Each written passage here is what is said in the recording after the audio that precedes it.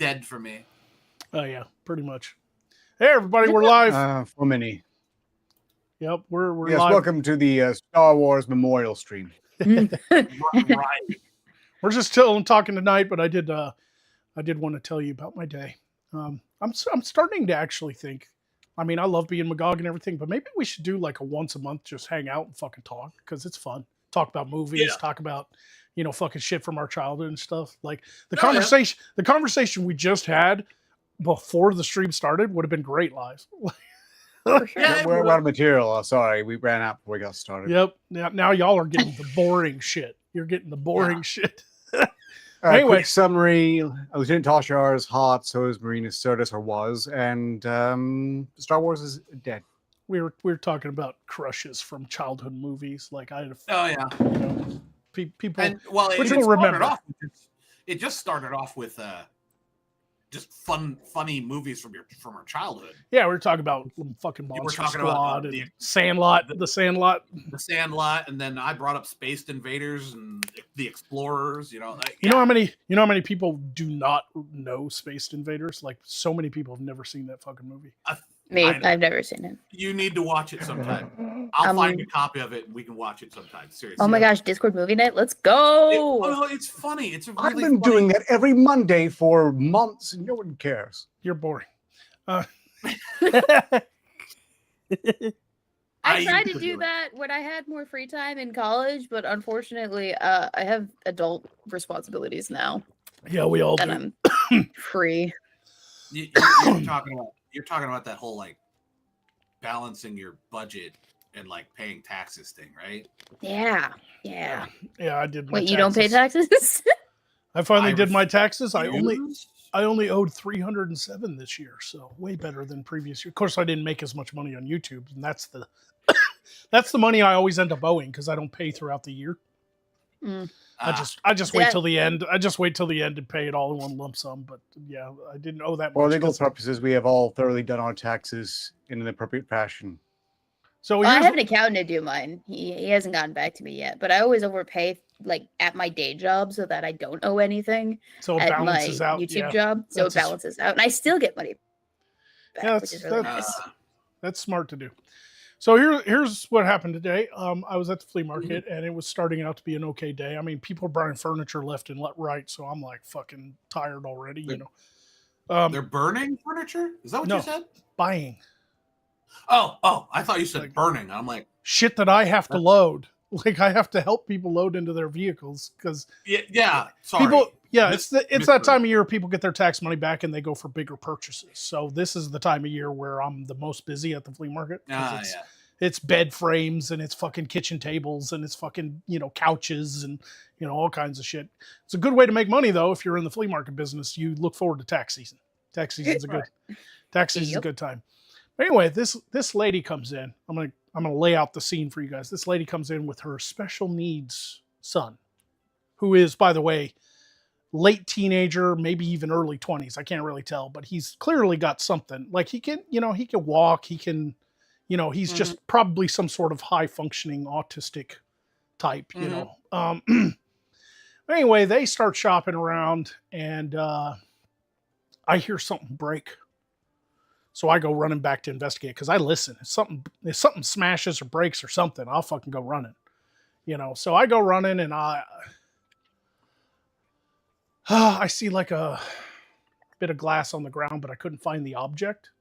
But I was like, somebody broke something. Maybe they picked up as much as they could. Because sometimes the people are nice. They break something by accident. They bring it up to us and goes, I'm so sorry. I'll buy it, Because we have a you break it, you buy it policy. Because these vendors, each of these booths is rent by a different person. And they sell whatever they want. But they're trying to make their money too. We can't be, fucking letting people break shit.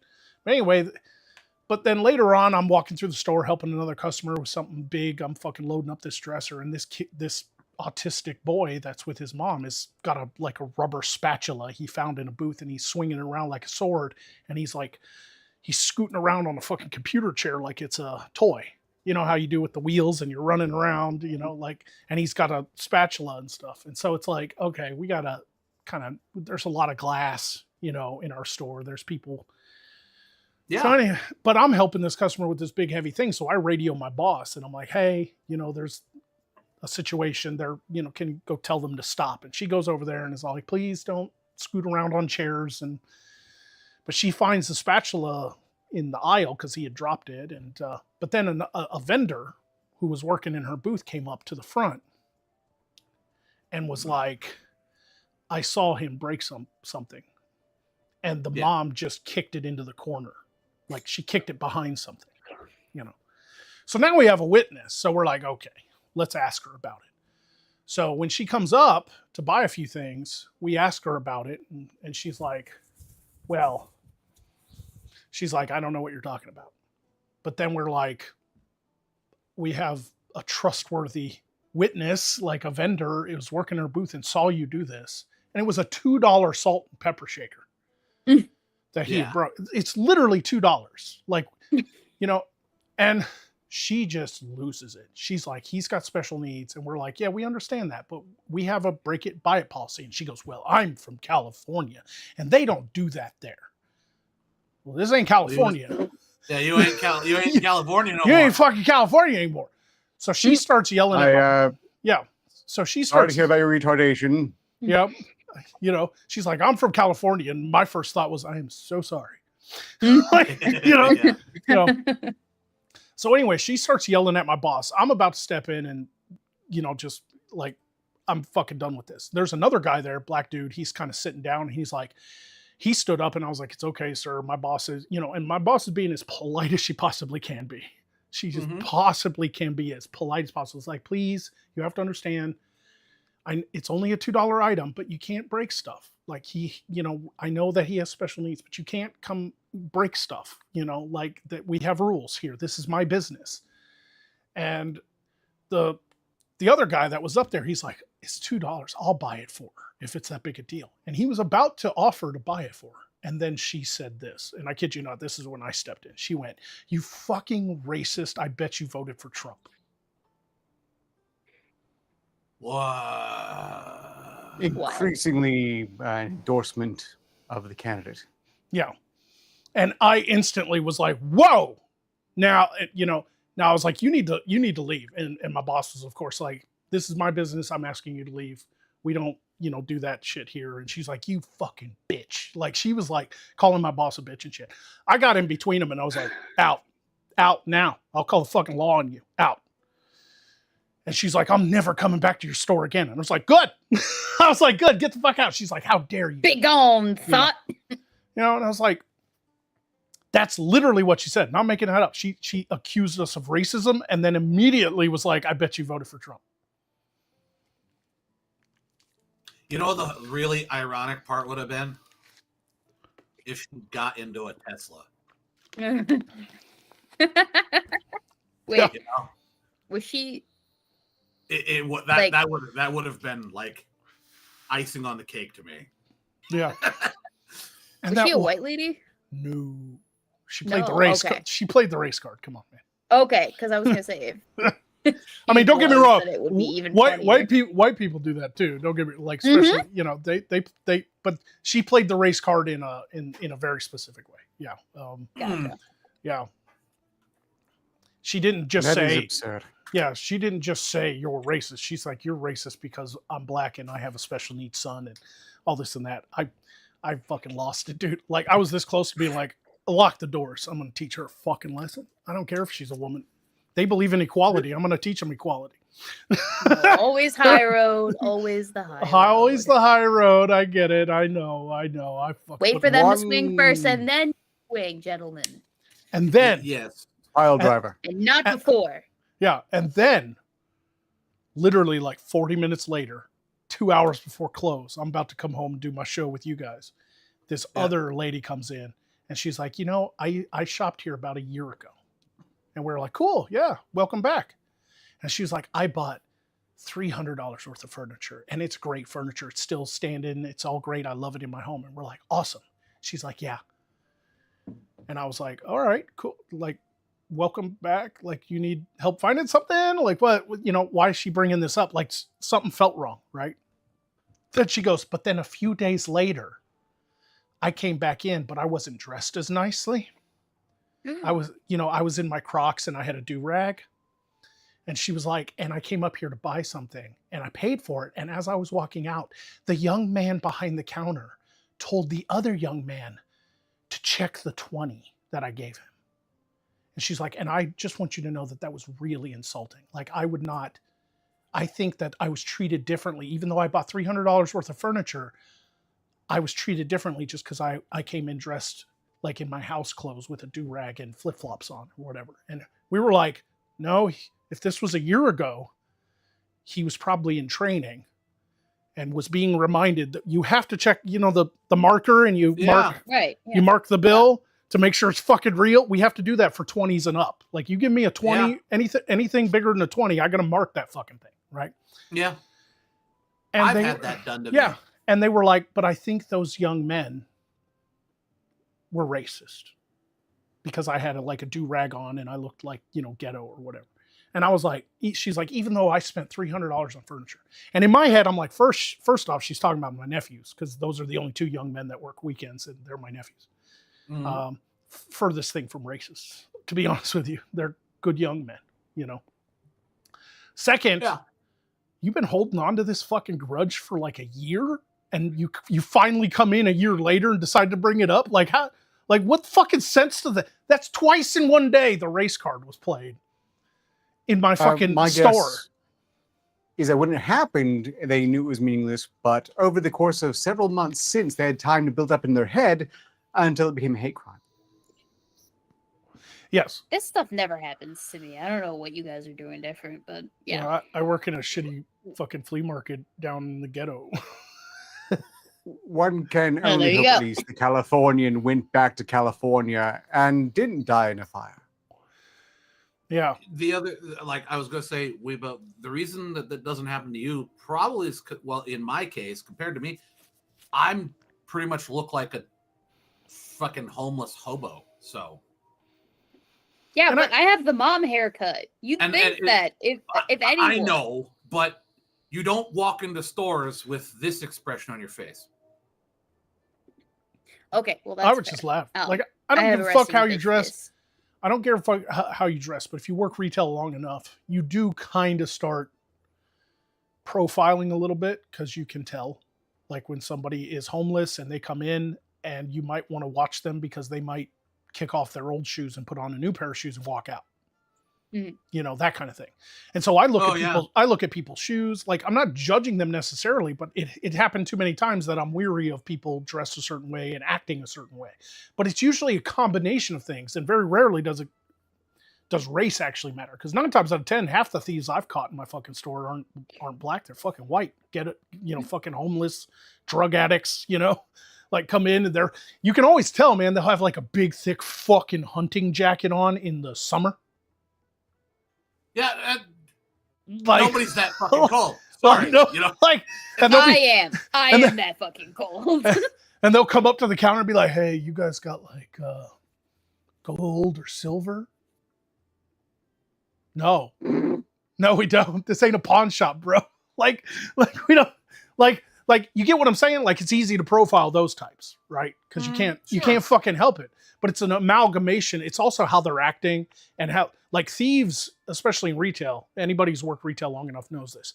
People who are stealing will often chat you up out of nervousness. So they'll come up with a shopping cart with a few things in there to make it seem like they're a legit customer. They got shit in their pockets though.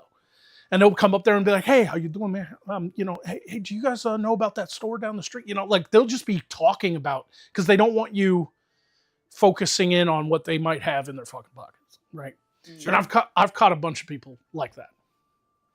And I have no legal recourse to ask somebody to show me what's in their pockets. I have no legal recourse to search somebody's purse or backpack. We tell them if it's a big bag, we have lockers at the front with keys and locks. You can take the key with you because it's the only key, so nobody can take your shit. Yeah. But people still steal from a flea market. They'll steal $2 things. They'll steal $1 thing. I've caught at least 3 dudes walking out with a new pair of shoes on, and they don't think I look at shoes. How it's like that fucking scene from Shawshank. How often do you really look at a man's shoes? Like right. When Andy Dufresne's walking back to the fucking cell, he's about to dig his way out of fucking prison. He's got them nice shiny fucking shoes on, And it's like, okay, I do because of this job. And so we had one dude come in, and I was like, fucking dirty Nikes, you know, like dirty white Nikes. All of a sudden he comes walking up here. He buys like some candy, something cheap, 50 cents, something like that. And he's about to walk out. He's got fucking blue Reeboks on. And I'm like, hey. And he's like, what's up, man? I was like, you can buy them shoes? And he goes, oh, yeah. I was trying them on back there. I must have forgot I had them on my feet. All this and that. I was like, where's your original shoes? You know, like, where'd you put them? And he's like, oh, I must have left them back in that booth. And I'm like, sure you fucking did. I was like, okay, let's pull the tag off of them and you can buy them right here and now. And he's like, well, okay, I'll buy, these are $80. So let me look and make sure I got enough on me. I was like, if you can't buy them, I'm calling police. Ooh. And he couldn't fucking buy them. So he kicked them off. He's like, I need my other shoes. I was like, no, those are a donation for wasting my fucking time. And I had no legal recourse to do that, but I scared the piss out of him. And eventually I calmed him down. I didn't want to escalate and I allowed him to get his shoes, but he got real scared. I ain't seen him since. You know, but sometimes you got to fucking watch people like that. And it has nothing to do with I hate this fucking shit we have to fucking deal with in situations like that. Like, oh, you broke your autistic son broke something, and instead of being a fucking responsible adult and walking it up to the front and going, hey, my son accidentally broke this, I will pay for it, please, please forgive me. You know, it's that fucking easy. It ain't even that. 9 times out of 10 we'll be like, don't worry about it. You know, like if you just come tell us, we'll call the vendor, be like, hey, it's a $2 item, can you cut him a break? 9 times out of 10 the vendor will be like, yeah, fuck it. You know? Yeah. But no, you had to fucking kick it in the corner and fucking try to hide it. And then when we confront you, all of a sudden we're racists and Trump supporting fucking assholes and racists. And it's like, dude, it doesn't, I guess I'm telling y'all the story because not only am I sharing the day I had, but also it doesn't just happen on the internet. This shit's happening in like real life too. Like you can just straight up be called like a Nazi racist in real life too. You know, not to psychoanalyze or anything about, you know, my degree or what have you, but like probably part of that is informed by the fact that they're coming from probably a childhood that just didn't give them a whole lot of grace for fucking up, because like you do mess up. And if you grow up in a household where there is not a lot of grace given to you for making mistakes, you're gonna want to hide those mistakes more often than not, and then you act defensively when you get called on those mistakes because you don't want to have that thing that happened to you in your childhood happen to you in your adulthood. So what I'm saying is we should give people a lot more grace when they're children. Or less. Thank you for coming One to my thing that TED stands Talk. out to me to the story is that it was a $2 shaker. So she was basically flipping her shit, not because she had to possibly pay $2 for a shaker, but because she would have to be honest about how it got broken. Yeah, you're not wrong, Weebo. There are times when people, based on how they're raised, are too afraid to confront that trauma and repeat the same thing that they used to get beatings for. You know, abuse at home for breaking something, like serious abuse. That is true. But it's also true that people are fucking liars and criminals. And there's usually, and there's not always a reason for it. They just are. They're fucking kleptos. They steal even though they don't fucking need it. You know how many people I've caught in my store who are like little old ladies who fucking put shit in their purse because they're kleptos. They're perfectly fucking fine and can afford whatever they put in their purse, but they'd rather just fucking take it. Right. Because it's exciting and their fucking life is boring, you know? But I will also say that we have a parenting crisis in this day and age. Just would like to put out there for the fact that I was so perfect a child while growing up that my parents literally would tell other friends of theirs that I was a parent's wet dream as far as being raised. That's weird. I don't even know way what of that putting means. I don't know why like they the said way that, you but they phrased said it. that. No, they're the ones who said it. I don't know why they said it. That's not the proper. That's not the proper phrase. Phrasing. I know. Look, I'm just saying. I'm just recounting the story as I heard it. Okay, that's what they said. They're like, oh, he's like a wet dream. It's just he doesn't do anything wrong. You can literally confront him about anything, and he'll just tell you the truth. I mean, I get that it's a common turn of phrase, but you should probably not use that common turn of phrase when when talking about children. That's all I'm saying. Well, it happened. What am I supposed to do about that? You're supposed to go back in fucking time and fix it. Oh, yeah. well, undo your past. Yeah, I will get right on that. And while you're back in time, if you can really take a little of your time travel and just fix like colonialism, things would be great. Okay, well, yeah, I think because apparently that's the problem everywhere, you know. Yeah, I think I've got a few ideas on how I could fix that. Yeah, okay. And also, if you could like maybe give my great grandfather the winning lotto numbers for some year that the pot was super big. I gotta mention that because I know what I said, and Peterbilt Confederacy, Gulf City, Peterbilt Confederacy. Wet dreams leads to kids. Yes. And why I was considered one after I was created has confused me most of my life. It's one of those things, that statement was said, I heard it, and I have thought about it. And I'm just like, it really doesn't make sense. Speaking Best of not to dwell on it.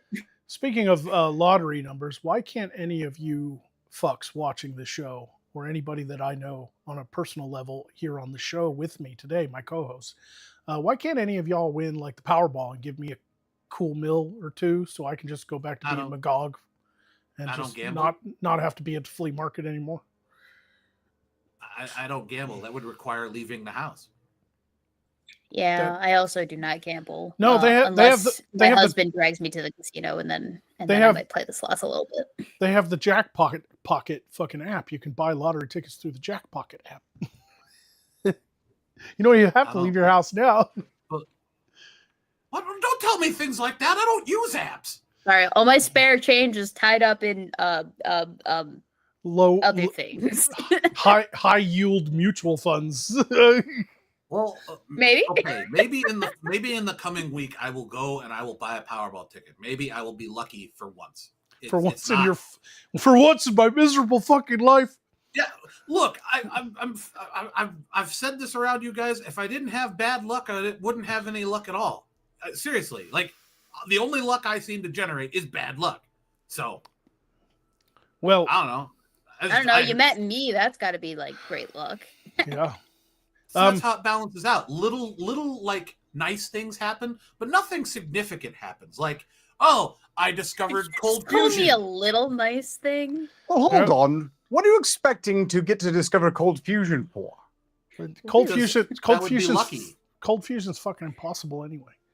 Yeah, but imagine if I could somehow I stumbled across it and it was my invention. I'd market the shit out of that. Do you even know what cold fusion is? If you across that by accident, I just expect you to flush the toilet just the right way, or I'm thinking some discoveries are not made quite that easily. Please tell me somebody on this fucking panel even knows what cold fusion is. No. I assume it's some sort of scientific term, but usually I'm wrong. Yes, no. Go ahead. It's the theory that you can have a nuclear reaction at room temperature. Yeah. Essentially. Cold fusion. Yeah, so you basically can create massive amounts of energy without the super hot, surface of the sun fucking, thermonuclear generator that's necessary to create a fission or fusion. And so it was just the first thing that came to mind. I'm sorry. I didn't mean to get into, impossible theoretical physics. Okay. Oopsies. I didn't realize that I was making a short joke at your expense, Weebo. I'm sorry. Okay. It's okay.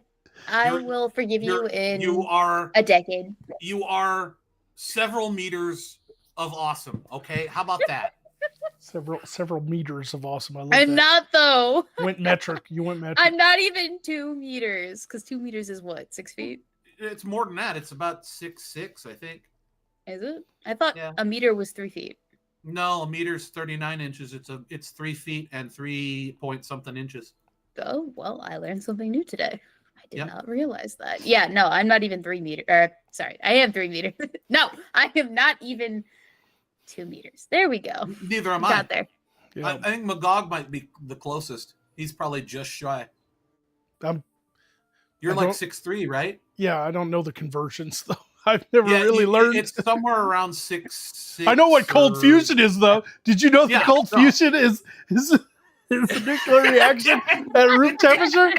I may not have the metric calculations in my head, but I know what fucking cold fusion is. Oh, a yard is 3 feet. That's what I'm thinking about. Okay, never mind. Yeah, Sorry. I don't fuck that with I know because I know what a yardstick other is. alternative math that people do over the pond. I've talked to people over the pond. I have to know these things because they also mentioned temperatures, and they're like, oh, it's 14. I'm like, don't worry about it. Sam isn't. will translate in his own mind for you, so you don't have to stoop to their level. I remember what a yard is because of the pub in England. Really? Yeah, Cambridge. You know the universities in Cambridge. We went to a pub there, and you could buy a yard of beer. Nice. It was in a glass that had a bulb on the bottom, and it was like real tall, long. Mm-hmm. And you had to drink it. You had to constantly spin it while you're drinking because it was like a beaker. It was like a giant. It was a 3 foot long. It was a yardstick of beer. Yeah. What are those kids doing in my yard? No, that's that. Yeah, I know you have to spin those because like otherwise it will actually form a vacuum and you'll get a big splash. Yeah, it'll splash in your fucking face because it kind of goes up and then it kind of widens a little bit. Yeah, it's like Das Boot. It's Das Boot. Yeah, from Beerfest. Yeah, spin it. Yeah, exactly. Yeah, but unlike Das Boot, where you just have to turn it the one time just when the beer is about to empty. Yeah, you have to fucking constantly. You have to constantly kind of spin it and chug that fucker, man. But those fucking nerds going to Cambridge for like tech and math and stuff, they love drinking a yard of beer. I would totally try it because I've never done that. That would be cool. I would try it. Yes, and Snoopy's right. 0 is 32. That's the only other thing I learned. Metric. Fucking 0 degrees Celsius is 32. It's the temperature of freezing water freezing. Yep. So at 0 degrees Kelvin, you're dead. All cellular activity is ceased. Yeah. Well, I don't know. Depending on how well we get at cryo storage. Not even that. But that requires the ability to counteract the crystallization of all the liquids in your body somehow. But just a second here. We haven't figured that out yet. Okay, this whole absolute zero thing. All right. Mm-hmm. If you actually hit true absolute zero, not like a decimal point, but like the actual number, because we haven't done it yet. All atomic movement stops. Yes, that's Kelvin. Yes. So that's what I said. Yeah. Would you be dead? No. You would be existence and non-existence at the same time. Yeah, you would. You would literally be.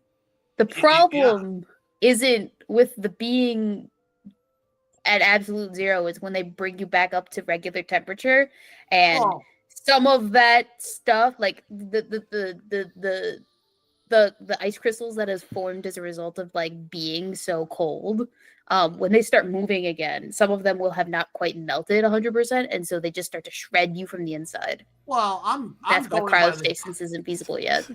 Theoretically, yes, you're right.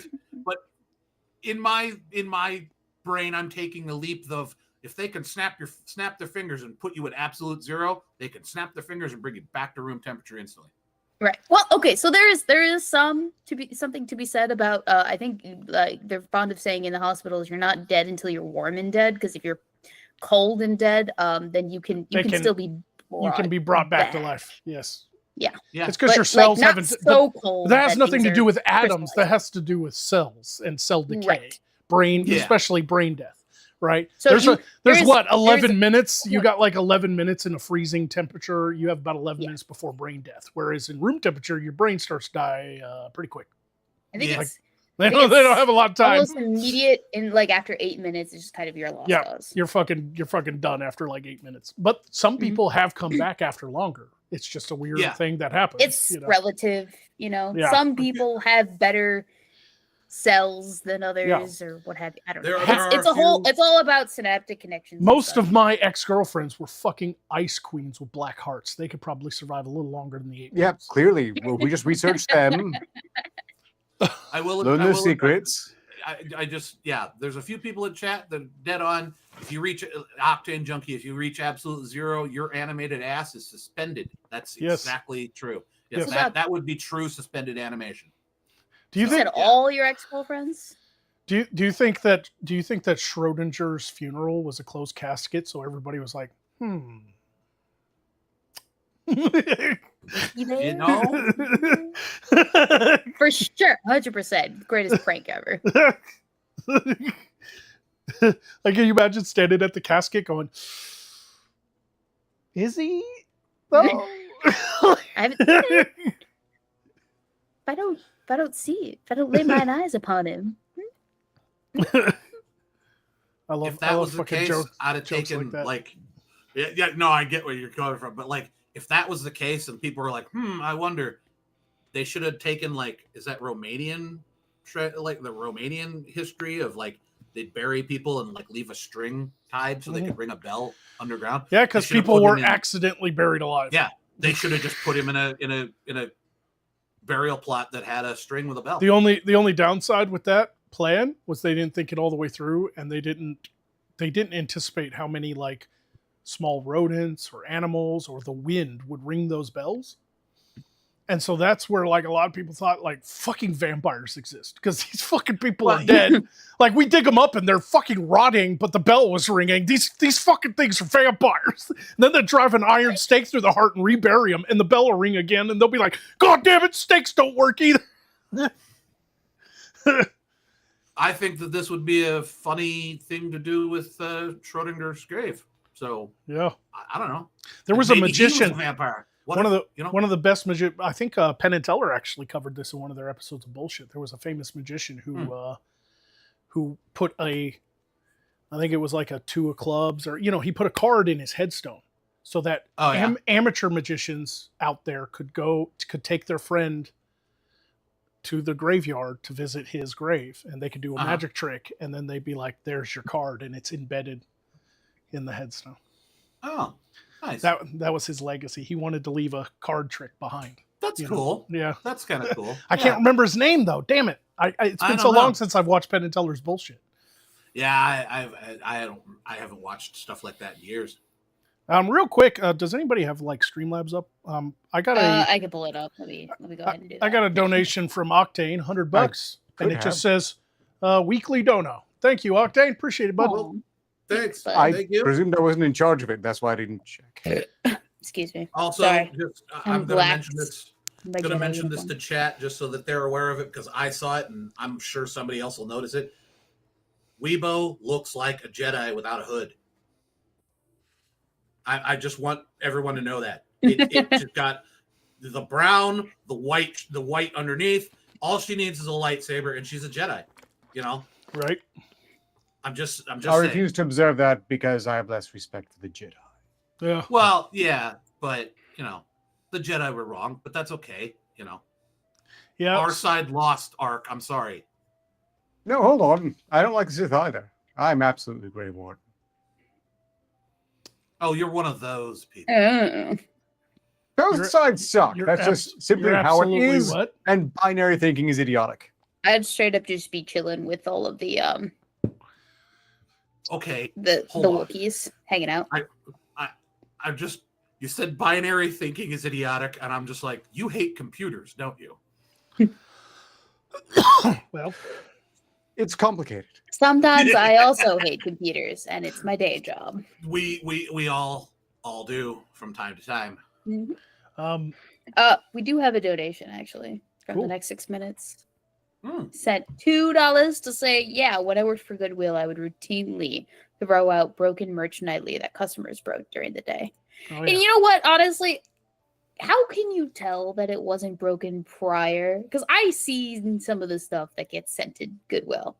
That they don't put stuff out on the shelf that's broken. They throw it away. Yeah. They don't just pull stuff. They don't just pull stuff that's left on their back door, because they will take donations. They will take. That's their whole business model. Make a fuck ton of money off of free shit that people just donate to them. And it's supposed to be a nonprofit, but their CEO makes $30 million. You know what? Honestly, one of the more genius business decisions Sure. And you know what? They no longer give you free bags. They took away the ability for me to walk away unencumbered by all of my stuff that I want to walk away with. Yeah, I mean that's why people still donate to Goodwill. It's I'd rather donate it to, and maybe ends up in a good home than just chucking it out. I get that. So, but they don't just pull the stuff in from outside and put it on the shelf. They fucking have people that go through it and throw it away and stuff. They have a big dumpster out back for a fucking reason. So what you're saying is I can just get Goodwill shit for free if I raid the dumpster. Yes, dumpster divers is a real thing. Yeah. There are people on YouTube that get millions of views dumpster diving. They go around and fucking dive in dumpsters behind really fancy stores and pull shit out and fucking resell it on eBay and shit, and they fucking make it back. Yeah. Okay. All right. I'm in the wrong line of business then. What fucking horseshit? This What is kind of bullshit. content am I putting out? I am fucking infuriated right now. What the hell? And just like that, our careers have changed trajectory in a dramatic fashion. All right, everybody. We're dumpster divers now. Let's go. Wait. I That's don't kind of fucking what I was know. already doing is the thief. Why the fuck didn't I look at this close? Oh, I'm so mad right now. Okay, so I had Q-tips. All right, you know, Q-tips, right? Yes. Look at this bullshit. It didn't fall off. It just wasn't fucking there. It didn't get put on. I got half a fucking Q-tip. It's more like Complain to the it's more like management. 3/4 of a Q-tip because Well, it's okay, but still, the important cottony end is not there. you're sure it's not in your ear. No, these are brand new Q-tips. I haven't used these yet. I The reason I was even going to bring this up is like I was looking at the Q-tips and I had a thought. Have you, and I remembered one of my friends that disturbed me. Have you ever seen someone put a Q-tip in their nose? Yes, Why do they do that?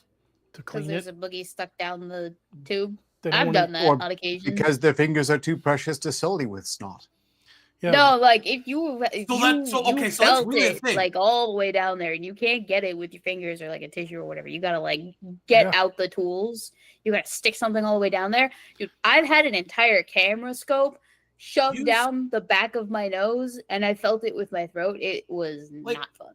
Use one of those fucking squeeze things that you can put up your nose. That's what No, I no, use. no, no, no. Wow. They're like the crusty ones. You just gotta like The problem I would The like to problem is, stress- in order to break up all that mucus, you have to use peroxide. I would like to stress, it might have seemed like I endorsed sticking a Q-tip up your nose. I want to clarify, no, I do not.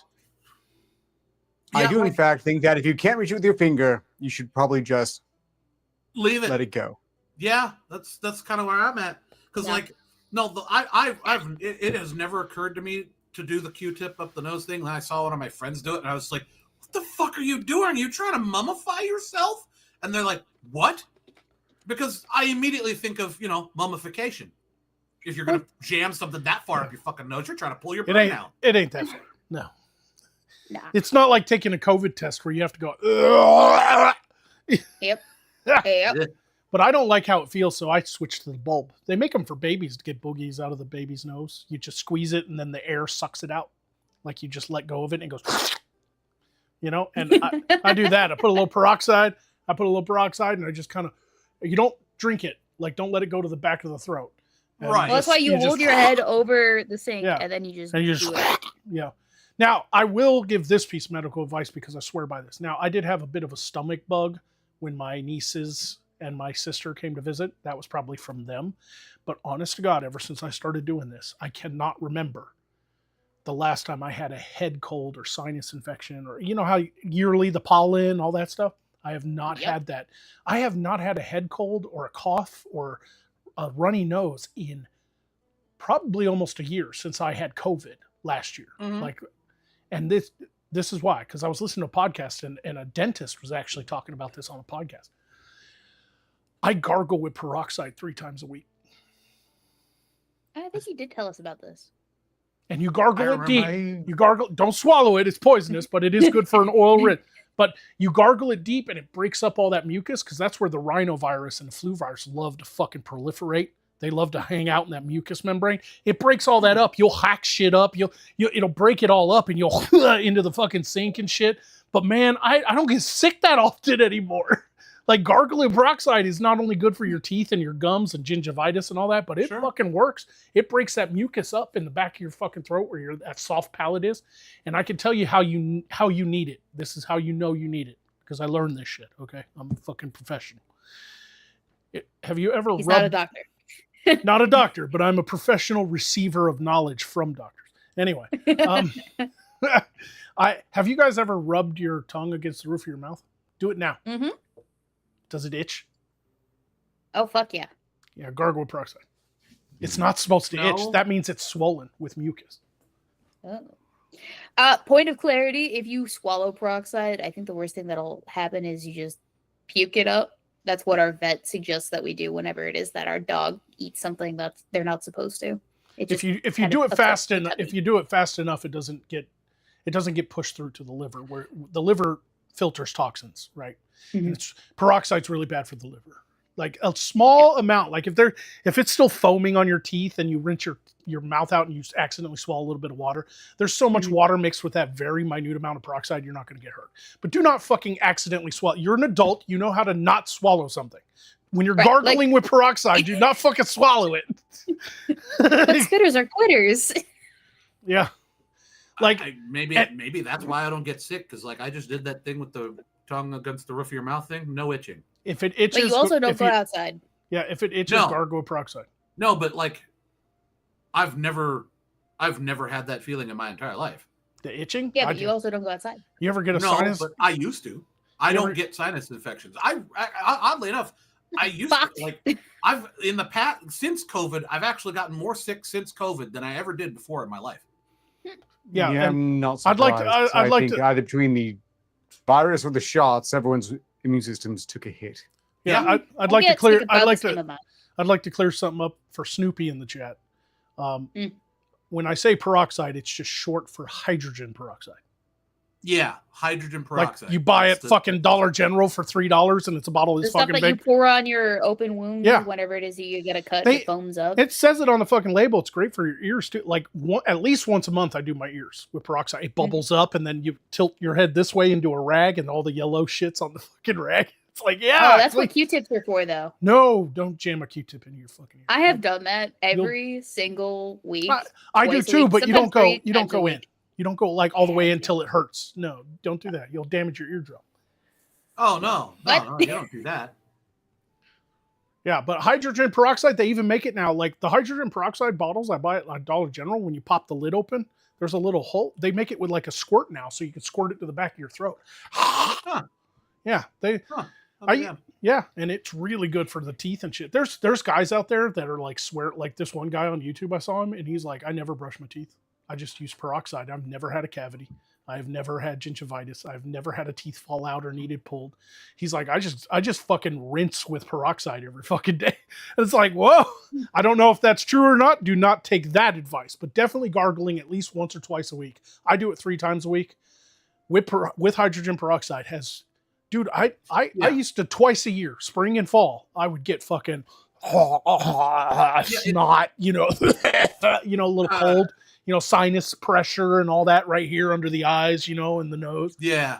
I ain't had that in a fucking year, bro. I ain't had that in a fucking year. Yeah, Snoopy, it's the low concentration stuff. Yeah, it's not pure peroxide. I don't think you could go to Dollar General. Peroxide is gross in the skin. Yeah, it is.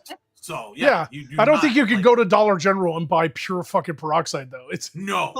No, I got people for that. Yeah, no, but what?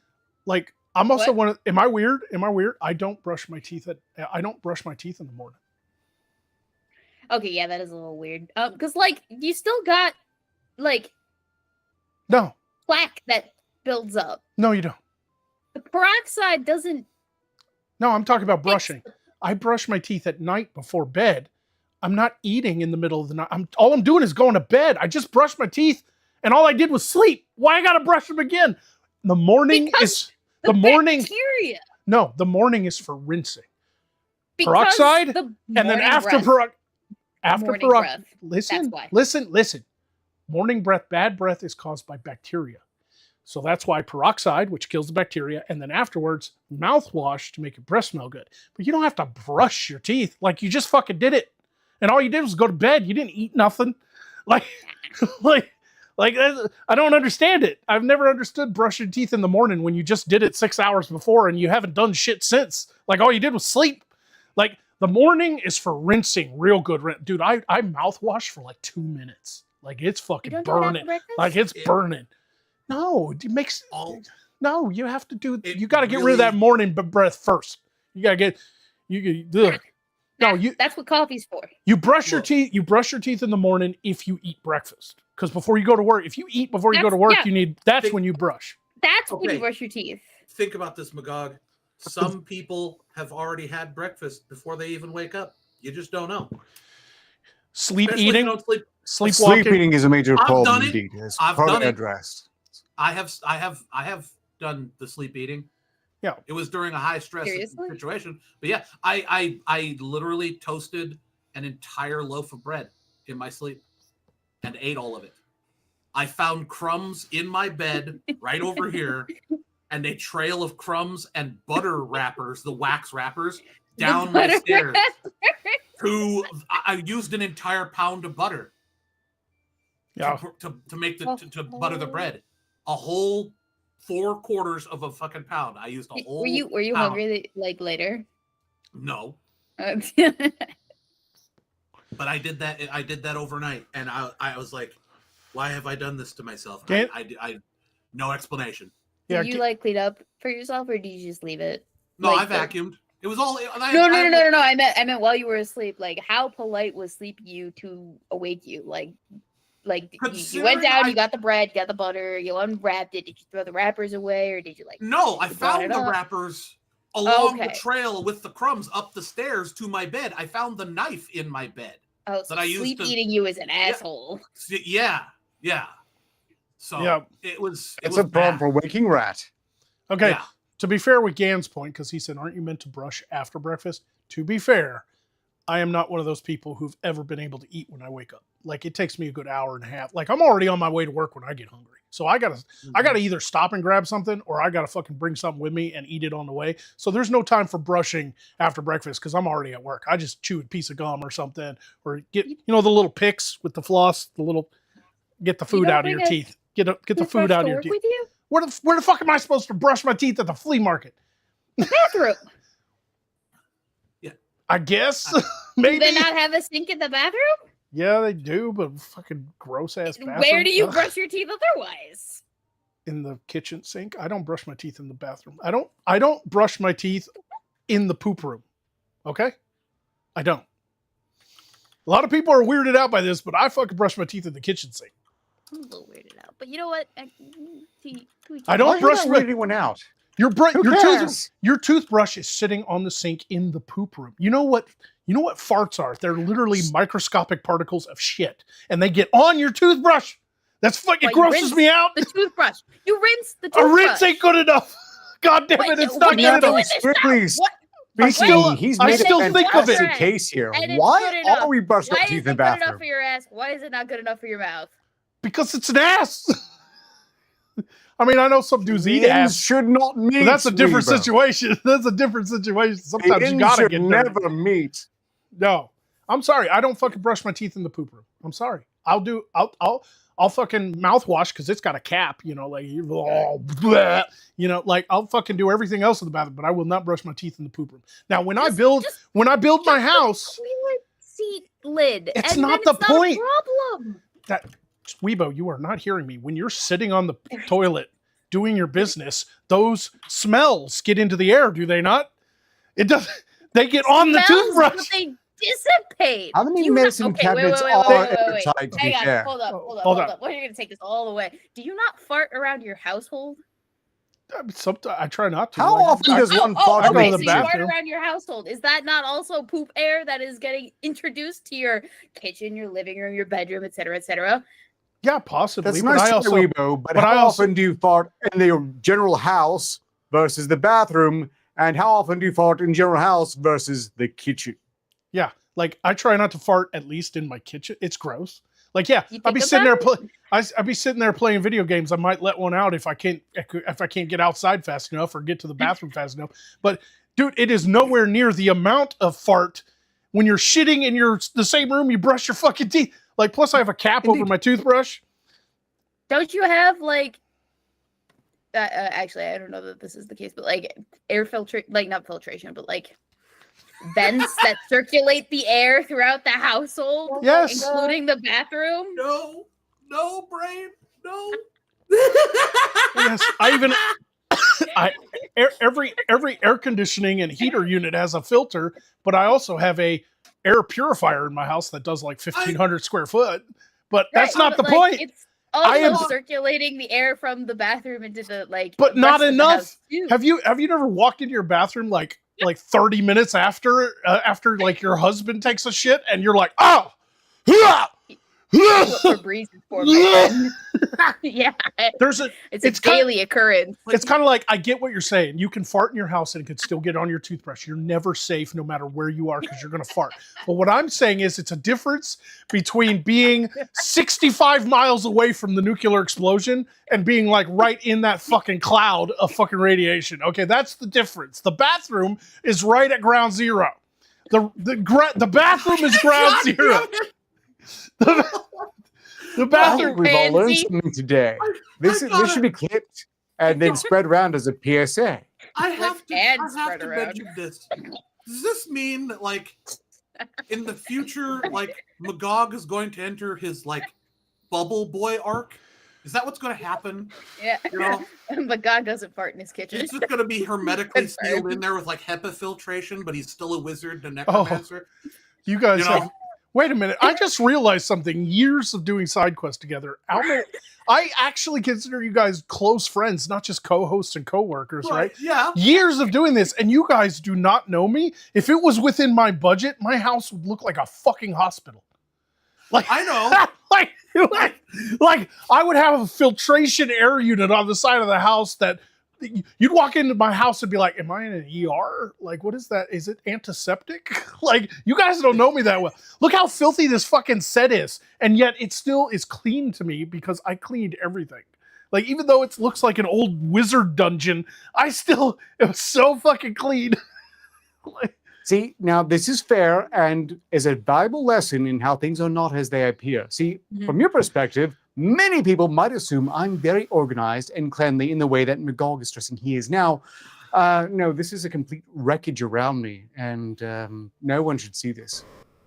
My house is a mess, but it's not representative of me every day. We're just in the middle of rearranging. And listen, there's a difference. I of course believe you. Let me clarify. There's a difference between clutter and filth.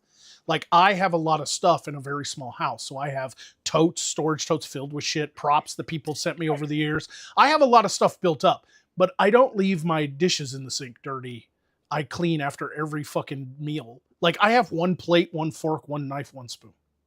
God, you're such a bachelor. Oh my gosh. You don't even have, like... I just fucking wash it after I'm done eating. I don't have company. Your dad comes over and helps with, like, do you not feed him when he comes over? We eat out for lunch. Oh my gosh. Oh my gosh. You have one utensil each? Yeah. Just one? Yeah. So you're like the accountant, but in Arkansas. Yeah. Now, to be fair, I have a load because of multiple 4th of July parties. I have a load of plastic silverware. So if I do have guests, I have paper plates, I have plastic silverware, shit that can be thrown away that I don't have to clean. I have fucking plenty of cups. They have to be an even number. Like, I don't know if I told you guys this, but I had a lady at the flea market give me a bunch of cups, and the real nice restaurant ones. And I guess one broke or something because she gave it to me, and I always wanted those glasses because they're the same ones at like fucking Pizza Hut back in the day or whatever. And I fucking love them glasses. But one must have broke or something because there was only 11, and it drove me fucking nuts. I had to break one of them just so that there were 10. I know. I understand that. Got a little bit of autism. I understand that as well, but also I'm glad I haven't quite gone that. Listen, I am the exact same way. I'm like that with all sorts of things. I'm probably, like, I think I've mentioned this, I'm kind of probably an undiagnosed form of OCD. No. I've learned this from my I don't know. Okay, I'm going to share a little personal I about my count life. things. Yeah, no, me too. I count all kinds Yeah. of shit. Yeah, but I come to find out, I learned this from my therapy I've been doing for the past 3 months over at the VA. My therapist explained it to me. I do not have Okay. OCD. OCD is clinical, and you're often born with it, and you can't help it. These are the people that like they have to click the light switch on and off a certain amount of times before they leave a room. That kind of thing. Right, That's like OCD. What we have when we're like at the gas pump and we have to get to like an even number, right? Like that kind of thing. That's called obsessive compulsive personality disorder, OCPD. And you can develop that. Yeah, you can develop that from trauma. You can develop that from weird tics. It's not necessarily like you're born with it. You can develop that later on in life. You can develop it when you're like 7 years old. If it could be triggered by some sort of trauma or something. That's the difference between the two. Cool. One's like a clinical. Yeah. So I have to say about the OCPD thing is it has OCP in it, and I'm like, yes, I'm okay with OCP. Brad, they made oh my God, they made RoboCop. Brad, get the fuck out of my head, you. Whoa, how does he know? Brad, even digits or increments of 5. Oh yeah, no, not even that. Even digits on the TV volume. No odds. Yeah. Oh, dude, I do that in my fucking truck. I got to be at 8 or 10 or 12. Like I can't. Not a fucking odd number. Yeah. I can't do 5, but I can do 10 because that's even. Like I can't do. But yeah, I can't do 5 or 7 or like. Oh, one of my big ones isn't even like the gas. But one of my big ones is the. Oh, this one's kind of bad. This is what made them kind of worry and wanted me to do a little bit of therapy. I can't quit a video game if I don't have an even number of fucking like gold. Like if I'm playing Skyrim, I can't just quit the game if I have like 7,633 coins. I got to get to like. This is what I got to get to. Yeah, I got to get to like some even number when I will drop coins. I'll be like fucking in a dungeon, be like, nope, just dump those two. We all have our weird little quirks. We do. Yes. Yeah, it's like a tick thing, but I mostly just I guess a little life update since we're doing that. I know it's already almost 8:30 and we're about to quit, but I got I finally got like my PTSD rating through the VA. So, just announcing everybody why. I mean, I've had my physical stuff with my back, my sciatica, all of that finally figured out too, but that all got me a little higher rating, and they gave me a 50% rating for PTSD. So now I'm at 80% total. So that's not bad. I'm in a pretty good place now with the VA, and I'm finally just kind of easing back into some sort of normalcy with my life. So I hope everybody bears with me. I know I haven't done regular content in like a year and a half, and it's been hard getting back into that saddle. I love doing side quests. It's kept my channel alive, and I love hanging out with you guys, especially in character and doing the funny stuff. But I've had the past probably 2 years of my life, I've been in constant pain. Even doing the show, you guys don't know it because I'm performing and I push through it and everything. But I mean, you guys know, but I'm talking to the audience right now. But to be fair, you mask it pretty well. Well, you guys know from like when the cameras go off and we're done with the show. You guys seen me plenty of times just go, oh God, like you guys have seen that part of me the past couple of years. So yeah, the first time you did it, I was like, "Are you okay? Holy shit! I didn't know. I had no idea till the show was over." So yeah. So the lower back pain, especially, which has pinched all kinds of nerves. I've got degenerative disc disease as well as lower spinal arthritis. I think some sort of lumbar arthritis as well as degenerative disc disease, and a bulged disc from my time in Iraq driving trucks, bouncing up and down on bad fucking roads and all kinds of shit I went through over there. So trouble with discs doesn't go away usually. Yeah, so I'm finally at a solid place, and I've got the boot off my neck. I'm trying to get my life in order and get to a point where I'm good. My plan is still the same though for the channel. I still want to build a bigger studio building. I'm looking at within the next 2 to 3 years, probably building at least a 30 by 40, maybe even possibly bigger, to build a soundstage in, to do a proper big set where I can have actual actors on stage with me instead of this little this little back half of a building, like tiny little building. So And us, we're really a disappointment.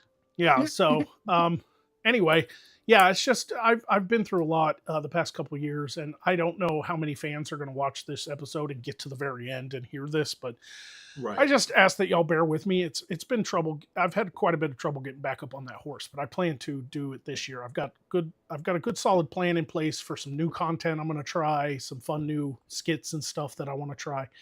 Mm-hmm. I just got to get back to I got to get back on the horse, and I'm doing my best. So thank you all for sticking with us all this time. Kai dropped $2 to say, "Love you all. Here's a bit." Thank you.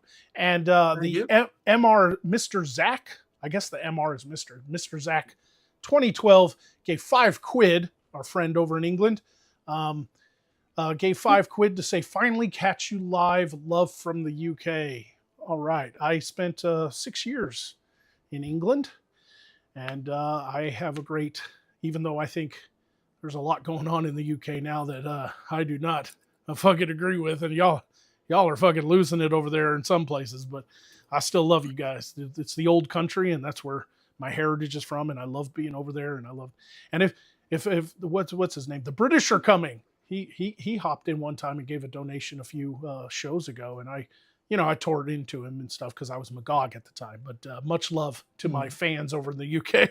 Like, I hope he knows it was a joke. It's an imaginary hat to all the sane Brits, of which I'm only personally aware of 2. There's a few more than 2. Omegon. I don't know them personally. I'm sure they exist, and I pray for them. Yeah, it's mostly the government. That's what Khaled said. But anyway, thank you all for coming by. I guess we should go ahead and call it. I know we usually just do an hour. Unless you guys want to keep going for a little bit. I'm perfectly fine with going on for a little bit. I can afford a little bit. I would like to note that if you want to have like a monthly meet and greet discussing media or so on, if you can give me a topic to research or so I'm not entirely out of my depth, I like this idea immensely. Well, we could just hang. Yeah, that too. That's kind of what I like. Talk movies. That's much more awkward if I just hang. I mean, have you seen me? I'm borderline antisocial. Yeah. Well, I usually, try not to go too long on Tuesday nights because 1, it's a work night, and 2, Jinx has been locked up all day. So when I come home, I let him out, and he gets to be outside while I do this show. And it's a little outside time for him. I hate it when it's freezing cold or blazing hot, but he'll survive. But yeah, so I can't go like too long, but there's a lot to discuss because we haven't done one of these in a long time. So we kind of got off on a tangent with jokes and stuff, which makes for a great show. I had a great time today. Yeah. But I might have to do like a solo one of these on my channel, just me talking to my fans so I can update them on everything. That was like a little update, but there's been a lot going on. I've had my sister come and visit. I've had all kinds of stuff happening at work with coworkers being out for terrible, health problems and stuff. So there's been kind of nutso schedules I've had to work, and I've had all kinds of appointments with the VA, and there's also the fighting through the pain and everything I've been in for. I'm feeling 100% better than I was 2 years ago when it all started. Nice. And so I am glad for that. I've lost a lot of weight. I'm on the carnivore diet. I've lost 31 pounds since August. Hey. Nice. Yeah. Well done. And I've still got about 40 more pounds to go because my highest goal is 240. I'd love to get lower than that, like back in the military, but I don't know if I can at 40 years old. I'm turning 40 this year. I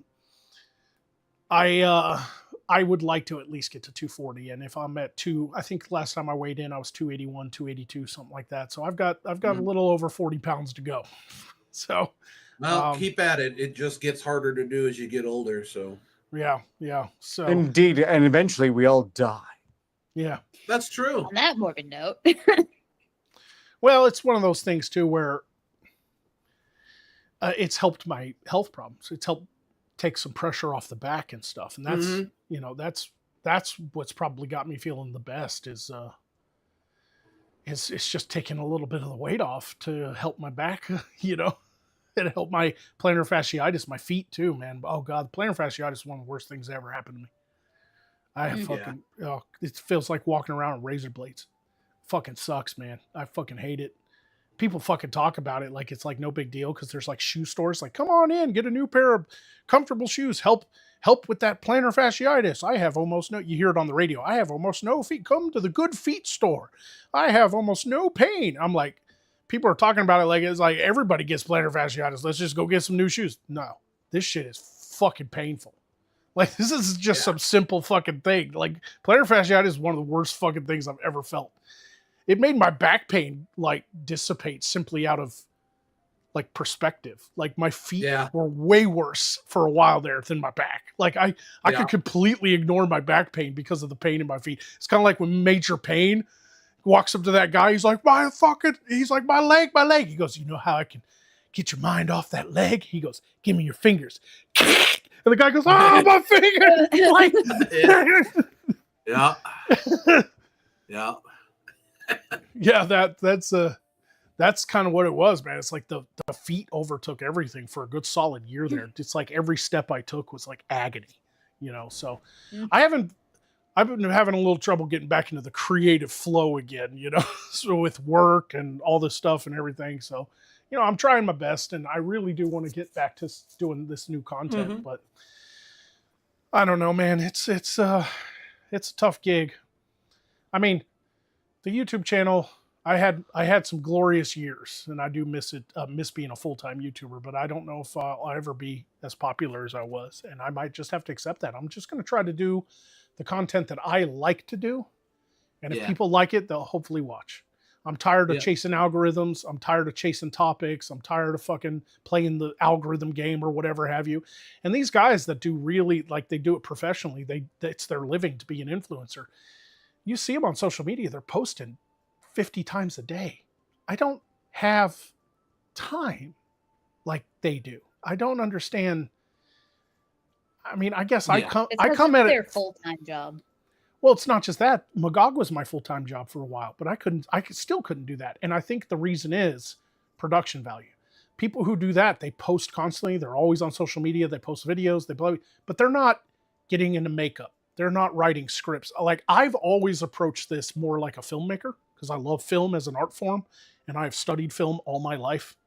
And I am confident that if somebody just gave me a budget, I could make a movie even on a lower budget that would blow the socks off of fucking half the shit coming out of Hollywood these days. But that's my bag. You know, that's what I know. And so I don't approach my channel. I've never approached, even when I was doing like CNN articles and shit, I still approached Magog, writing my jokes as scripts. I always approached it more as like a filmmaker, and you can't do that playing that game. That's a different game. That's a different, where you just turn it on selfie mode and go, yo guys, I'm down on the streets of New York. We're going to go play a prank. Like, they're not producing film. They're just themselves, you know. They're just, selling whatever they're selling, and I guess that, I'm not saying that's not hard work. It can be. I mean, I couldn't imagine spending 12 15 hours a day on social media. That's fucking crazy talk, right?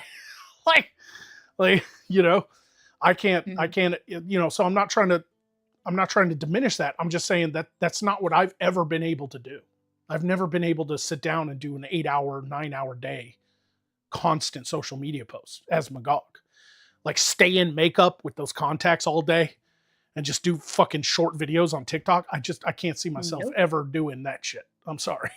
I'm not. There are others who are meant for that Sigma grindstone, but not you. Yeah, I guess I'm just. Yes, and it's miss a that pretty boat. competitive field already. Oh, yeah. Yeah, I really like just doing what I like to do, and hopefully some people like it. I'm totally okay staying a small channel with a dedicated audience that loves what I do. I'm totally cool with that. I may not be able to be a full-time YouTuber ever again. I'll probably always need a job. But at least with the new VA rating and everything, things have kind of equaled out for me now. I'm no longer just dirt poor living on top ramen. Like, those COVID years were real tough. Now, I've been poor before, but I've always been able to get a job. But when the whole fucking country shut down and you couldn't even get a job, that was rough. Was shut down. Yep. It didn't need to be shut down, but it was. Yeah, shocking. I mean, I always prided myself on being able to work. Like, if something bad happens, I'll just go get another job if I have to for a while until it equals out. I've never been afraid of work. I have never predicted a situation where I wouldn't even be able to do that. You know?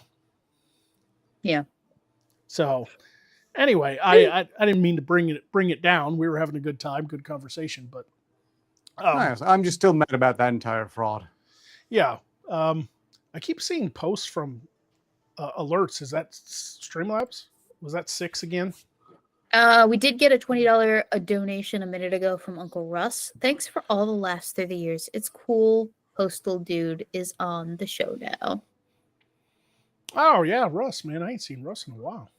Mm-hmm. Oh, thanks, Russ. And then the next 6 minutes did donate $1 about 10 minutes ago to say, bro hugs for you, Magog. Appreciate it, 6. Mm-hmm. I saw a message from you earlier. I'll look at it later when I'm done with this show and I get me a shower and a bite to eat. But yeah, keep on the road of betterment. Thanks, Wolfsbane. Appreciate it. We love you, Magog. They love me. They love you. Brad Young says, give me a PayPal link and I'll give you money for a pizza, Magoo. I appreciate that, Brad. But I'm on a carnivore diet. Can't eat pizza. Womp womp. I'll eat it. Plus my days of living off of Top Ramen stuff. That was before. That's the COVID. I was discussing the COVID years. I'm flush now. Yes. I eat fucking steak every day. What are you talking about? I eat steak. You know what my dinner was last night? Filet mignon and shrimp. That was my fucking dinner last night. Nice. And meat's expensive too, so impressive. I'm starting for a high Can protein be. diet because carb diet has screwed me over for much of my life as well. Yeah. I can't quite pull the full carnivore thing. I'm a bit jealous, really. Full carnivore works, and I've never felt better. I mean, obviously I have my pain, but that's a separate issue. That's stuff that happened to me over the years in Iraq, in the military, all that stuff. But I can tell you this, man, I have way more energy just being on pure protein. And meat can be expensive unless you know how to shop. Like my local grocery store, and not everybody can shop where I shop. I get that. Everybody's got their own places they have to go because it's in their local area. But man, my grocery store on Saturdays, they do their half off meat sale. And if you're there right in the morning when they open and you head straight for the butcher's, you will get, I've gotten ribeyes. I've gotten 2-pound ribeyes, a pound a piece in one package, 2 steaks. This fucking thick, a pound a piece, 2.13 pounds of ribeye for $13. Original price was like $34.99. You know, like they cut their meat down big time in price on Saturdays because they have to get rid of what they haven't sold.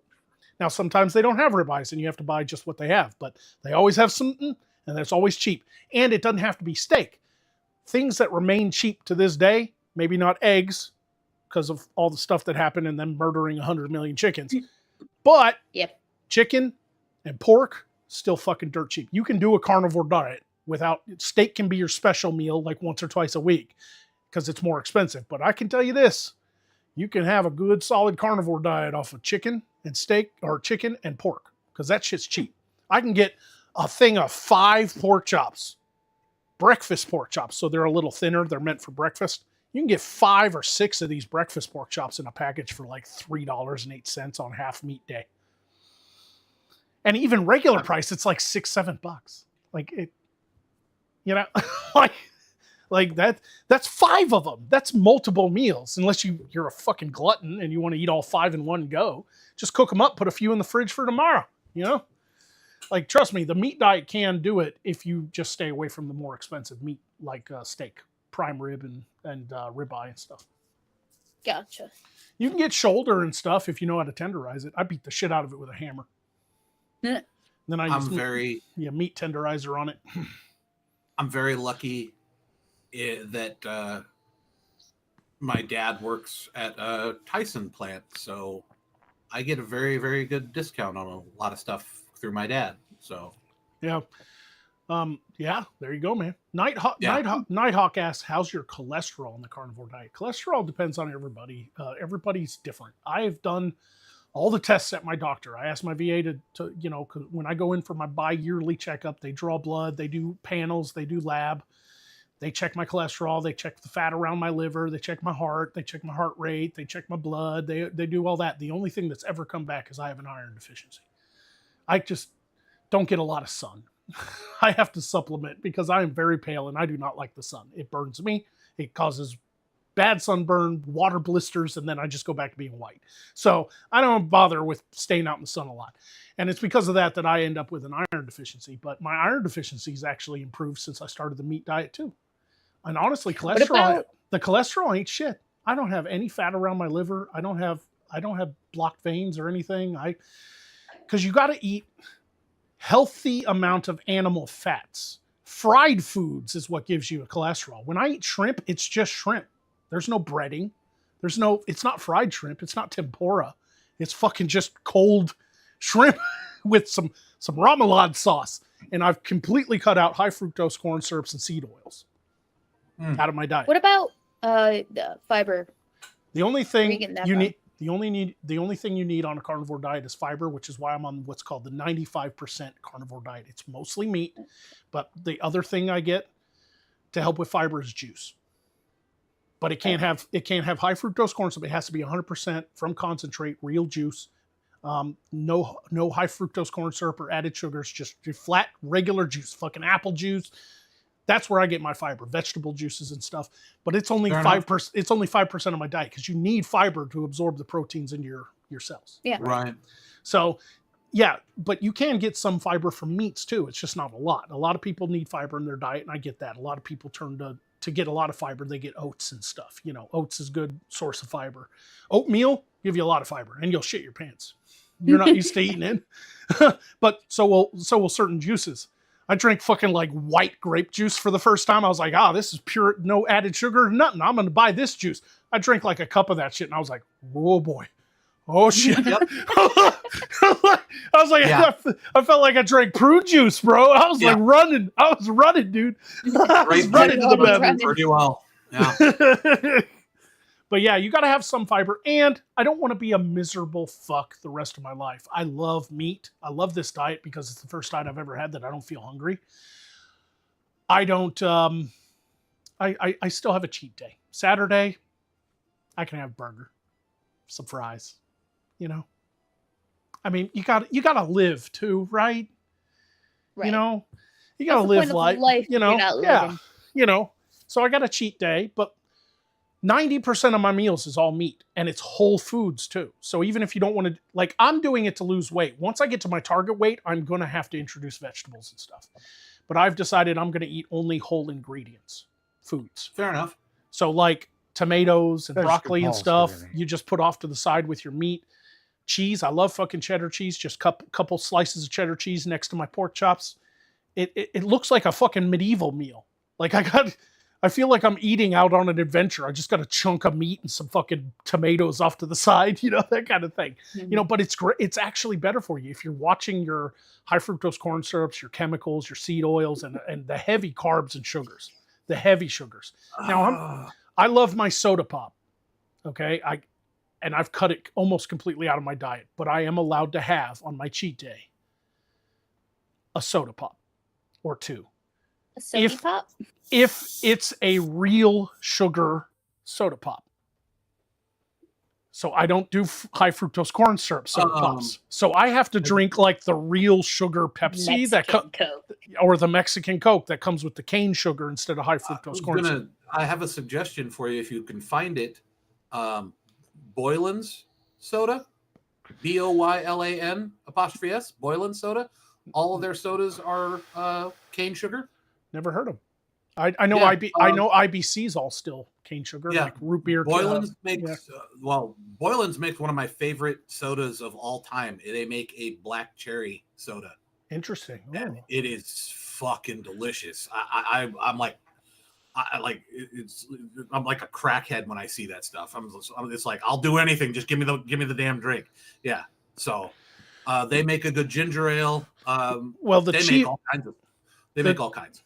The cheapest real soda I've been able to find, if you're on a budget, is the real sugar Pepsi, because you can get it in a can instead of a bottle. Those Mexican Cokes are delicious, but they're in a glass fucking bottle, and it's like $34.99 for a 12-pack. Yeah. And you gotta you drink less because it's more expensive. Yeah, but you can only get it at Home fucking Depot. You can't even get it at the grocery store. I mean, you get it at Costco. We don't have Costco in Arkansas. I don't know where all Boylan's does, but they do have a website you can get to, and you can order it from them that way too. But they used to distribute all over the place. We used to have it here, but I just never heard. I don't see it as often, and they make all sorts of really good flavors. Maybe it's one of those like American-made sodas that you can buy at like Tractor Supply, because they have a lot of weird brands there. Yeah, they might be a Tractor Supply. They might. Yeah, you mentioned that it's got to be cane sugar, and they don't. Everything they make is with cane sugar. So yeah, well, the cane sugar Pepsis are in every grocery store next on the soda aisle. They're and they're in cans, so they're cheaper. It's like $7.95 for a 12-pack. So that's I'm budget. I only buy one at a time, and that 12-pack lasts me month and a half, because I'm only allowed to have them on my cheat days. But sure. You still have to live life. Everybody's got to make that judgment themselves. But it's very much like we call it a carnivore diet, but maybe it's more like the paleo diet once I add vegetables back. But right now it's pure meat. I eat bacon, I eat shrimp, I eat pork chops. But the other thing I'm doing, which has really helped, is once or twice a month I do a 24-hour fast. Yeah. And why? Well, multiple reasons. One, to help with kind of resetting your body. See, there's these cells that are kind of dying, but they're not dead yet, and the body will still send nutrients to them. They're called zombie cells. If you fast, your body kind of goes into starvation mode and starts only sending nutrients to the healthiest cells possible first, and it gives a chance for those zombie cells to die off. It can really improve your chances of not getting cancer by up to 60%. And certain other comorbidities will slowly go away. There have been people who went on the carnivore diet with intermediate fasting, and they could stop taking their diabetic medicine. They went back. They don't have to take insulin anymore. They've done the study on like 2,000 people, and almost 90% of them reported an upward by massive amounts improvement in physical health, including some diabetics not having to do fucking insulin anymore. Like, that's crazy to me, So I just decided to give it a shot to see if it worked, because I have tried all kinds of diets, meal replacement shakes, calorie counting, fucking keto, which basically is protein diet. I mean, don't get me wrong, but I was getting protein from plants. I was doing Greek yogurt. I was doing peanuts. I was doing, that kind of stuff. And that, every single one of the diets I've chosen up to carnivore, I have fucking been miserable because I'm always hungry. But for some reason, when you eat animal fats and animal proteins, your body just goes, we're good. I feel full. I eat breakfast, and sometimes I don't eat until I get home. So I do 12-hour fasts all the time without even thinking about it. I don't have lunch. I don't need it. I'm not hungry anymore. I get to lunchtime, I'm fine. As long as I drink water or whatever, I'm fine. I feel, honestly, if it wasn't for the back pain and all that stuff, I feel fucking great on carnivore. I feel fucking awesome on carnivore. You not unfairly attribute this carnivore, but I would tell you, when it comes to managing hunger, simply eschewing sodas and most processed snacks can do wonders for reducing hunger, because it doesn't just take that much alone to trigger a bunch of irrational hunger. Yeah. A soda is the worst offender. One soda and I will have an appetite of sugar. Great excess. Right. I would add also even sugar-free, the same effect takes place.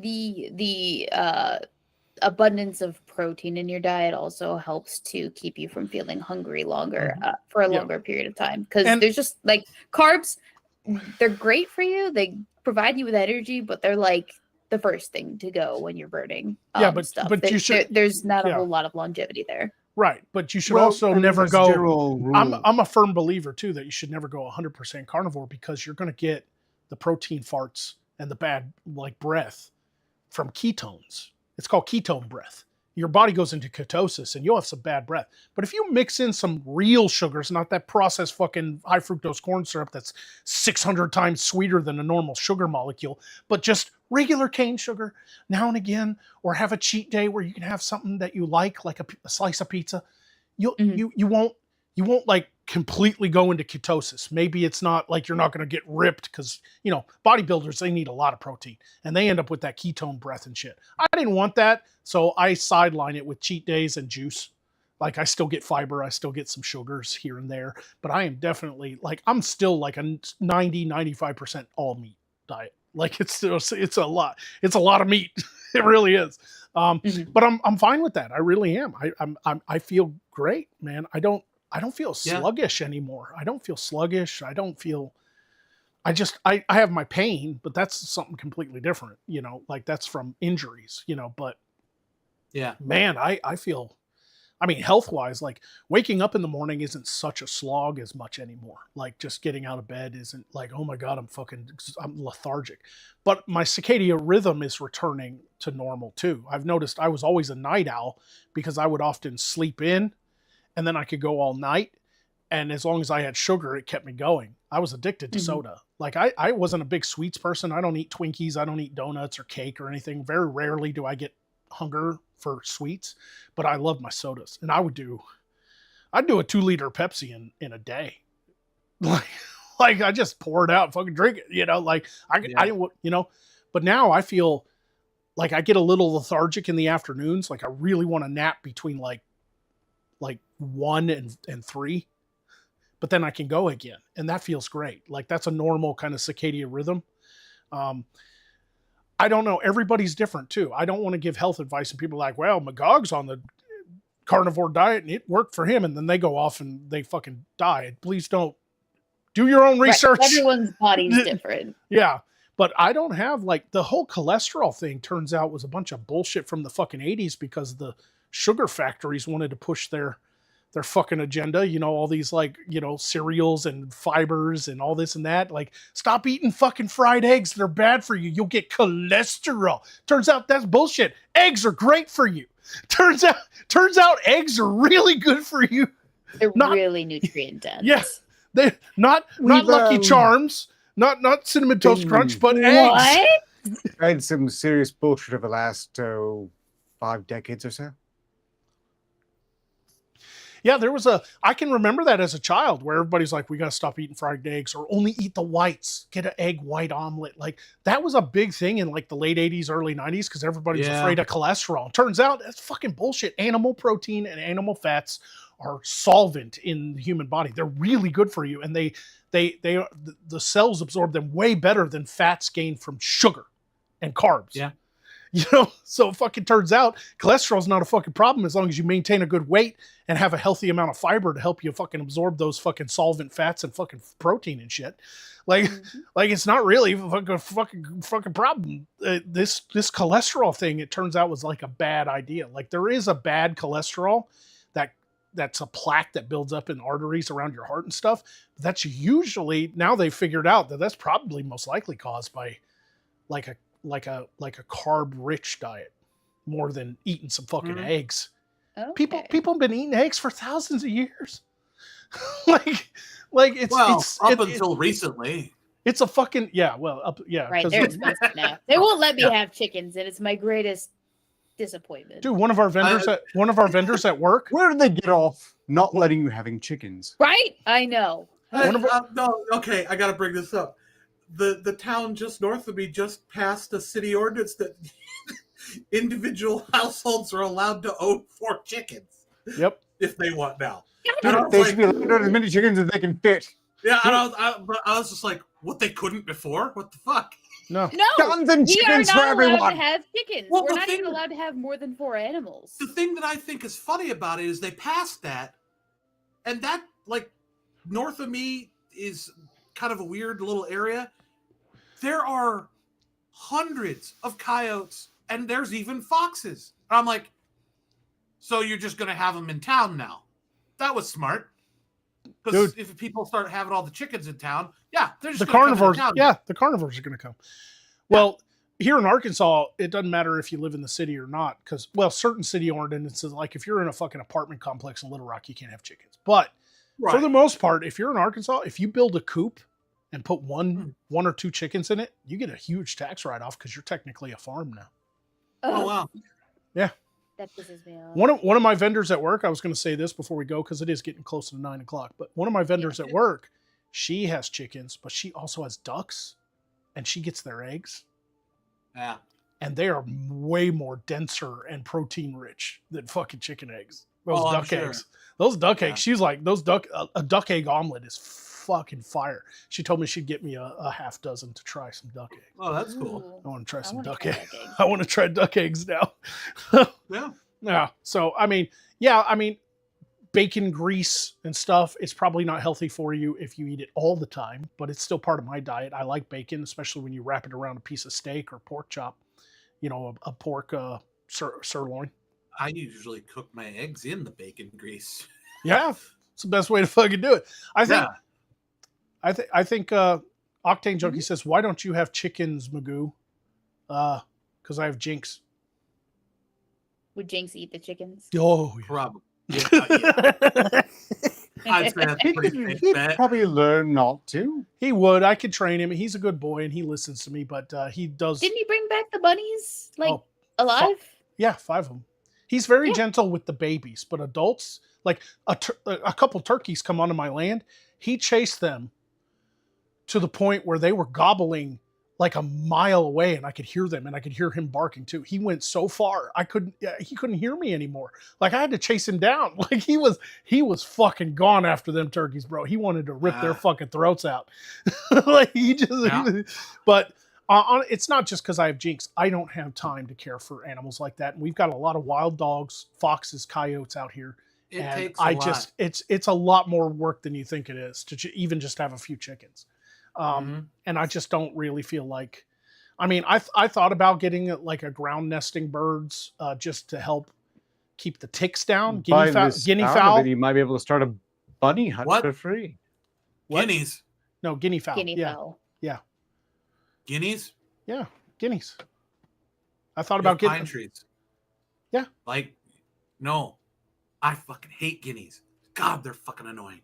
Yeah, sorry. but I've had bad fucking.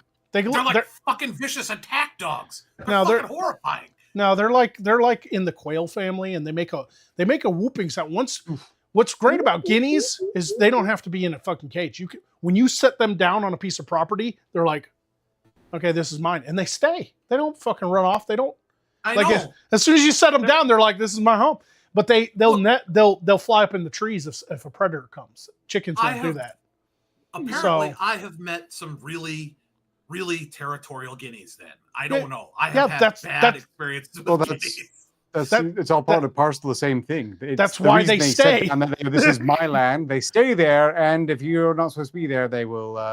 They whoop at you and they run at you, but you just kick them. My grandfather had guineas, and we'd get out of the car and they'd come running up, and they're not my guineas. I'm not going to kick somebody else's guineas. Yeah, you do. They'll learn. The only downside is if you have too many guineas, it's really annoying because when they start hooting, it's all of them together. But if you have one or two. Yep. If I got guineas, what I like about them too is because they're territorial. If somebody comes driving up my drive, they're the best alarm. They'll hear a car coming and just start going whoop whoop whoop whoop whoop whoop whoop whoop whoop whoop. I know. I think I would love that. I think I have a new plan. I'm gonna harass the township with my guinea fowl. Okay. You people have found the one deterrent that works on me. I can't go around guineas. All right. I had a bad experience once. All right, it's fucking. You were a little kid. You were a little kid. Got attacked by a guinea. Yes, not just one. I got attacked by a whole fucking flock of them. It fucking scarred me for life, man. Yeah, but the upside too. Chickens aren't that expensive if you just buy one or two as chicks or whatever and raise them yourself. But the same with guinea fowls. You can go to a farmer's market and buy 2 or 3 guinea. And it's like they're like $6 a piece. Like they're not expensive. It's just like it's stupid. They just showed up on my lawn. They're not mine. They're just here. They live here now. They're like bunnies. But guineas will mess me up. I can't handle being around them. And I like if I hear guineas, I'm just immediately like, nope, I'm getting in the car and I leave. But like on the other side, people can be like, oh, he's a vicious attack dog. Don't be careful. And they'll come outside and I'm playing with the dog. He's fine. I'm not afraid of quote unquote guard dogs, any of that shit. I get along with them. What's The only thing I cannot get along with, apparently, are guineas. well, you have a scarred childhood. Well, it's like my kryptonite or something. I don't know. It's weird. Well, Being anyway, traumatized. the one of my friends had like 3 or 4 on his property, guinea. What I liked, we'd go out there to hang out, have a couple beers. I'd be on the front porch. I ain't never, and he told me this too. He's like, dude, it's not just you. I've never once gotten a fucking tick or a mosquito bite on his property. Oh yeah. Them fucking guineas keep them bugs down, boy. They fucking eat ticks all day long, bro. Chiggers, ticks, all that shit. They'll go off into the big tall woods and just be there for an hour, just eating fucking ticks and bugs and shit. Yeah. You want to get rid of ticks on your property? Get a few guineas. Yeah, I'll let my dad know. Well, if I ever have a ranch or farm that can support guineas, I think I would definitely build a guinea farm. One of my neighbors down there at the other end of the fucking road on my way to work, he's got 150. I kid you not, because I asked him one time when he was at the mailbox. I stopped. I was like, "How many you got?" He has 154 goats. Oh god. Okay, I thought you were going to say guineas. Fuck. No, I was like, oh my god, no. but he doesn't. They get out of the pen. He tries to, he's got a barbed wire pin and everything, but they still get out and they'll be in the fucking street. They'll be eating the grass in the ditches on the side of the road and shit. It's I got to drive all slow and shit. But man, his goats are they're all the pygmy goats. They're not big fucking, they're like this big. And so like, I'll drive by now and again and I'll just honk my horn real quick and I'll look over and like 16 of them will just fucking fall.